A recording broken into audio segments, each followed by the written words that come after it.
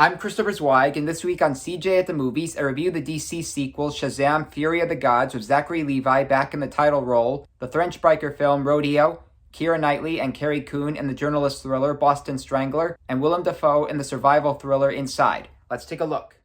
Our first movie is Shazam! Fury of the Gods, the sequel to the 2019 DC hit, which you recall had a teenager named Billy Batson, played by Asher Angel, given superpowers which transforms him into Zachary Levi every time he says Shazam. Unfortunately, as much as I really enjoyed the first film, this sequel is a real disappointment as it lacks the laughs and superpowers from last time. Aquaman is literally huge and he's so manly, and Batman is so cool, and I'm just me.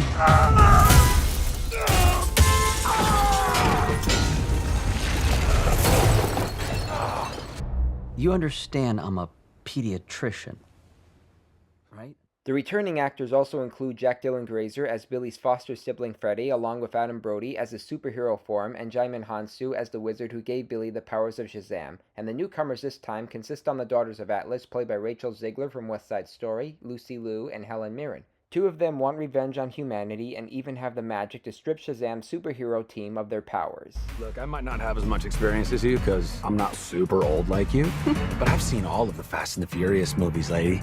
It's all about family! Family! Guys, that was a signal! There are moments I liked in Shazam! Fury of the Gods, like a library scene which feels like something out of Harry Potter for obvious reasons, but it's difficult for me to enjoy this sequel. The storyline is unfocused, the characters are cut and paste, and the laughs are hard to come by. Again, the original film was a lot of fun, this sequel, not so much. Our next movie is Rodeo, a French import about a troubled Caribbean biker named Julia who has a knack for stealing used motorbikes from online sellers by filling her purses with pebbles and making the sellers hold them during her test rides. She eventually ends up in the world of stunt riders, who are also part of a crime ring. Vous faites quoi ici? Pour taper les bécanes? Pour plaquer les numéros? Vas-y, bouge de là. Bouge, je t'ai dit.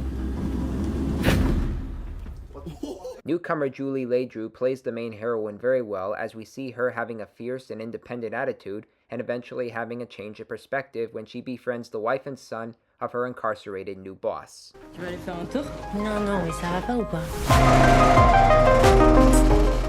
Rodeo is a French biking film with more courage than your average American action films and a lead character who isn't supposed to be typical or standard, but daring and original. I wasn't too enthusiastic about the story, which seems convoluted, but I was enthusiastic about its direction from Lola Quiveron, and its leading ladies strongly portrayed by Ledru, and plus, these shots of these bikers popping wheelies and racing are beautifully photographed, so check it out.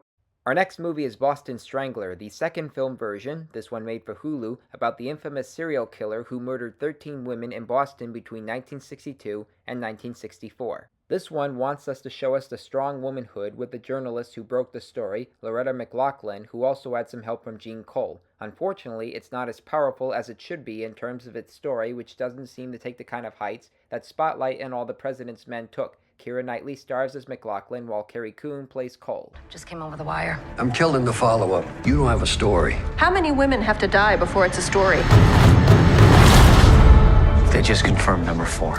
Boston Strangler has some fine performances from the likes of Knightley and Chris Cooper as her boss, among others, and it has the right kind of atmosphere for this kind of journalist thriller, but it doesn't delve deep inside the story and has us wandering around familiar territories. I wanted to like this film based on the classic films I've seen of its kind, but it didn't win me over the way they did, so skip it. And our last movie is Inside, which stars Willem Dafoe as a professional art thief who breaks into the home of a wealthy art collector in his New York penthouse and ends up trapped inside when complications arise. What's happening? Come in! Come in! It won't open! Sorry, man. You're on your own. This collector has his running water and stove turned off, and he barely has any food or beverages in his fridge, and his windows are unbreakable, so this thief struggles to find a way out. Number 3, come in.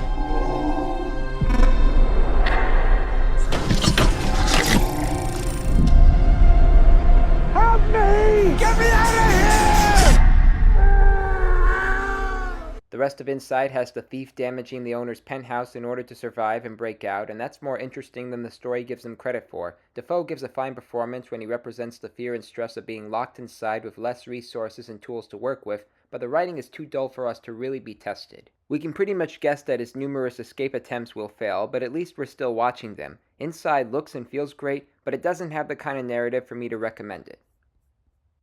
Okay, recapping this week's new movies, thumbs down for Shazam, Fury of the Gods, thumbs up for Rodeo, thumbs down for Boston Strangler, and thumbs down for Inside. I'm Christopher Zweig, happy St. Patrick's Day, and I'll see you at the movies! For more amazing content, please like and subscribe to my channels, and please read my reviews at cjatthemovies.com and download the new HD Radio app.